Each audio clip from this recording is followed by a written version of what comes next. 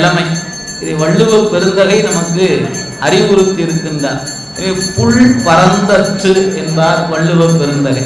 உடம்போடு உயிரிடை நட்பு என்பது புல் பரந்தற்று என்பது வள்ளுவ பெருமானுடைய திருவாக்கு. எனவே உடம்பு அழிந்து போகக்கூடிய ஒன்று, நிலையில்லாத ஒன்று, இப்படியே இருக்கும் என்பதற்கு யாரும் உத்தரவாதம் கொடுக்க இயலாது.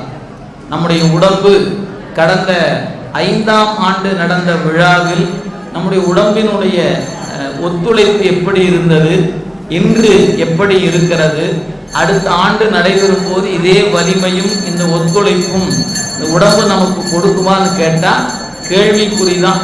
அது யாருக்கு எப்படி அமையும் என்பது நமக்கு உத்தரவாதம் இல்லை. எனவே உடல் என்பது அழிவுக்குட்படுகிற பொருள். இந்த உடம்பு நிச்சயமாக அழியும்.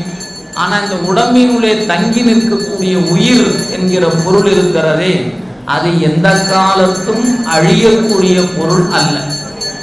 எனவே உடம்பு உயிர் என்று இரண்டையும் ஆராய்கின்ற பொழுது உடம்பு நிலை மாற்றத்துக்கு உட்பட்டது, அது அழிவுக்கு உட்படுவது. ஆனால் உயிர் என்பது எந்த காலத்தும் அழியாது. அது இடம்தான் மாறிக்கொண்டே இருக்கிறது, அதற்குரிய சட்டை தான் மாறிக்கொண்டே இருக்கிறது.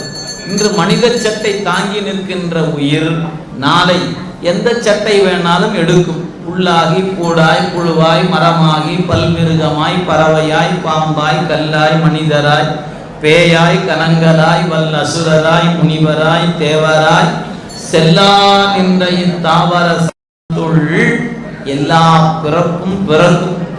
அதே மட்டுமல்ல, பிறந்தா இறக்கும். அதனால பிறந்து இறந்து இழைத்து ஏய்த்து நிற்கக்கூடிய நிலை உயிருக்கு உண்டு.